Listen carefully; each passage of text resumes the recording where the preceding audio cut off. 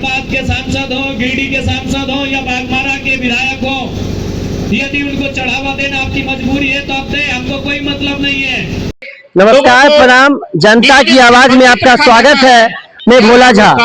अभी हम मौजूद हैं मधुबन बीसीएल ब्लॉक 2 के मधुबन कोलवासी खनौड़ी लोडिंग पॉइंट पर। यहाँ पर अब से कुछ ही देर के बाद जेएलकेएम के सुप्रीमो डुमरी विधायक टाइगर जयराम महतो की आने की खबर मिल रही है।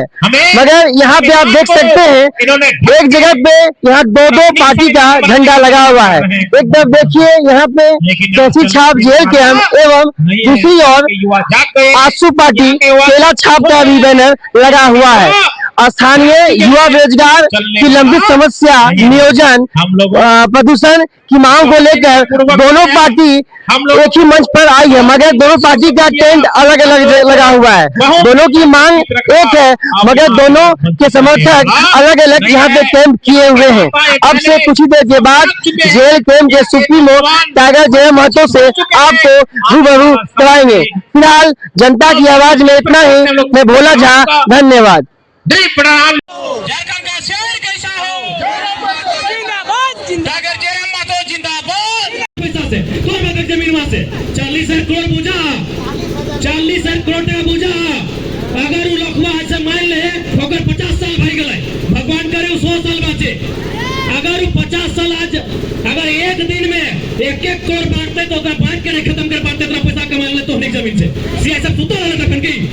झारखंड पुलिस सोए थे क्या तब सियासत सुतो रहता कन 1-1 करोड़ टका एक दिन में बांटते खत्म नहीं होते इतना पैसा कमा ले कोयला से। बड़का सियासत और बड़का ही पुलिस प्रशासन के जोर गरीब जनता पे जोर नहीं होना चाहिए। अरे दावा आर पार के लड़ाई लड़बई, हाँ आर पार के लड़ाई लड़बई।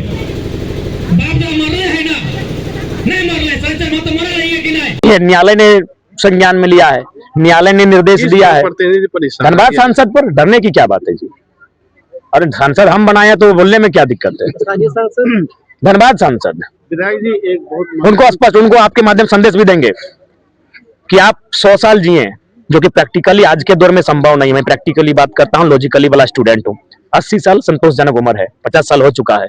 जितना अनुमानित राशि कोर्ट कह रही है आपके पास है, अगर एक दिन में 1 करोड़ रुपए बांटेंगे तो खत्म नहीं होगा। क्या मतलब इस जीवन का, क्या मतलब इस कमाई का?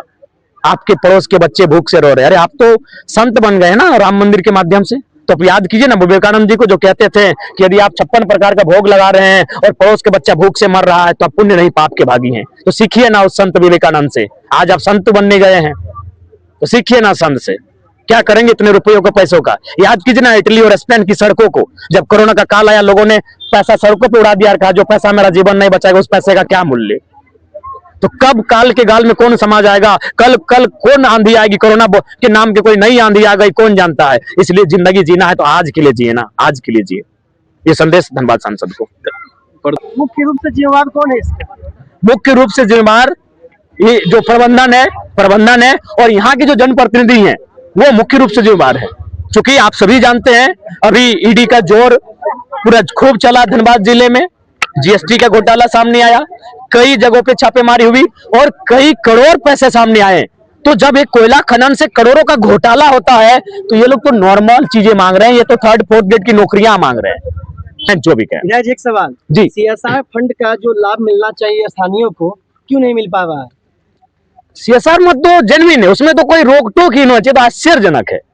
ये तो घोर आश्चर्यजनक है, ये बिल्कुल घोर आश्चर्यजनक है कि सीएसआर वो तो कंपनी एक्ट के अधीन संचालित होने वाला नियम है कि कोई भी कंपनी जो अपना जो भी मुनाफा अर्जित करती है उसका 2% आपको उस क्षेत्र में, जिस क्षेत्र में आपने मुनाफा अर्जित किया वहां के विस्थापितों और प्रभावितों के हितों की रक्षा के लिए, उन्हें सुविधा देने के लिए खर्च करना चाहिए। अगर ये भी खर्च नहीं होने पा रहा है तो निश्चित ही इस बात को विधानसभा तक लेकर जाएंगे।